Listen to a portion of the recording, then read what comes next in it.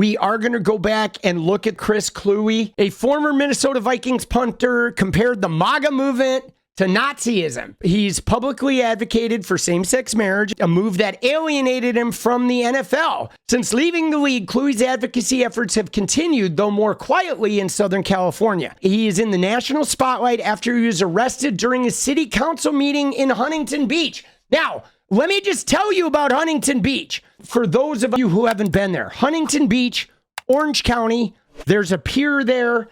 It is like Richie rich city. Huntington Beach and Newport, they're right next to each other. It is very fancy, lot of money, very white. We used to go down there sometimes. There's really good surf at Huntington, but the people are like pretty douchey. They're very territorial. The Huntington sort of rich kids, guys from LA, Hollywood would go down there and surf. And it would not be uncommon for groups of them to like take a swing at you or try to get you like off of the waves because they felt like they owned the beach. So there's a real, like, this is our fucking city vibe down there that emanates from the Richie rich sort of white bread kind of environment. It's pretty toxic. If you're not a rich white person, Huntington Beach and Newport are kind of toxic. Let's be honest. I mean, the beaches are beautiful, but the people there are like, yeah, not really. Unfortunately, it's clear that this council does not listen, so instead I'm going to take my time to say what MAGA has stood for these past 3 weeks. MAGA stands for trying to erase trans people from existence. MAGA stands for resegregation and racism. MAGA stands for censorship and book bans. MAGA stands for firing air traffic controllers while planes are crashing. MAGA stands for firing the people overseeing our nuclear arsenal. MAGA stands for firing military veterans and those serving them at the VA, including canceling research on veteran suicide. MAGA stands for cutting funds to education, including for disabled children. MAGA is profoundly corrupt, unmistakably anti-democracy, and most importantly, MAGA is explicitly a Nazi movement. You may have replaced a swastika with a red hat, but that is what it is. I will now engage in the time-honored American tradition of peaceful civil disobedience. Dude, he's not wrong. He's not wrong. Get out.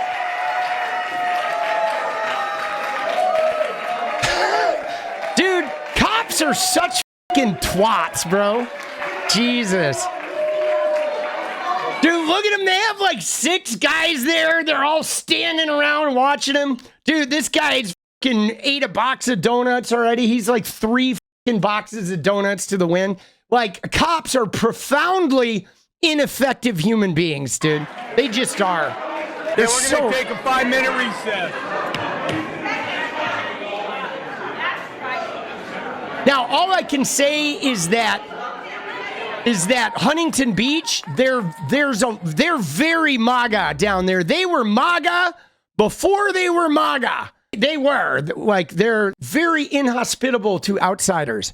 If I see someone being oppressed, then it is my duty to speak up for them, because if I ever want them to speak up for me, well, I've got to take the stand. I agree with that too. What's crazy about it is how he was like pro-gay marriage and pro-civil rights, and he essentially got hounded out of the NFL because the NFL is still a toxic MAGA space, you know? Few athletes have come out as strongly on social and political issues as Kluwe did during his speech.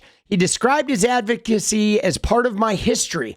Kluwe last played in 2012 and later threatened to sue the Vikings, alleging that some of its staff members had tried to quell his public support of same-sex marriage and accusing one of making homophobic comments. And now that's what's crazy. He simply supported same-sex marriage, and they wanted him to, you know, silence it. Censorship, free speech, my ass, right? Professional athletes are keenly aware of how their actions could affect their careers. The example of Colin Kaepernick, of course. Trump at the time criticized Kaepernick, suggested the NFL owners should fire him and other players who knelt in solidarity. Trump has been both a longtime NFL fan and a frequent critic. Yeah, Trump's been jealous because he wanted to buy an NFL team and they would never let him because he was uncouth and a degenerate, like, scuzzy businessman. And so then he bought a USFL team, and the USFL was very robust, operating on the NFL's downtime. And then Trump was so mad at the NFL for not allowing him to have a team that he squeezed his way into the leadership at the USFL and got them to try and challenge the NFL, and eventually putting the entire league out of business over his own personal vendetta. He's just such a fucking disaster. Everything Trump touches eventually turns to shit. Literally, everything Trump touches eventually just fucking turns to absolute shit. It is dangerous for them to take a stand that isn't in line with the MAGA movement, because it's been shown they will be punished for it, Kluwe said. The spark for the heat of Tuesday's city council meeting began with the design for a plaque. The council was set to vote on a plaque commemorating the 50th anniversary of one of its public library branches. At the bottom, it included the words that began with the same letters as MAGA: magical, alluring, galvanizing, adventurous.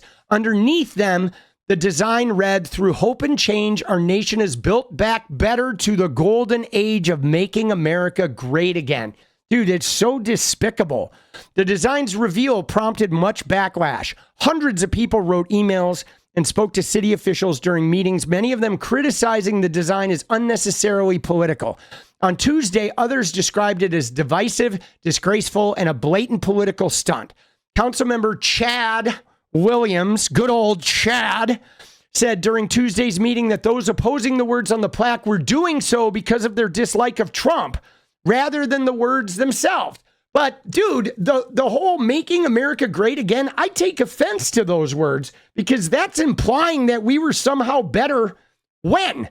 In the 80s, when gay people were under attack, in the 70s, when women had less rights, in the 60s, when black people had less rights and women had less rights, and gay and trans people were completely hidden, in the 50s, when black people were being lynched and there was segregation, in the 40s, right?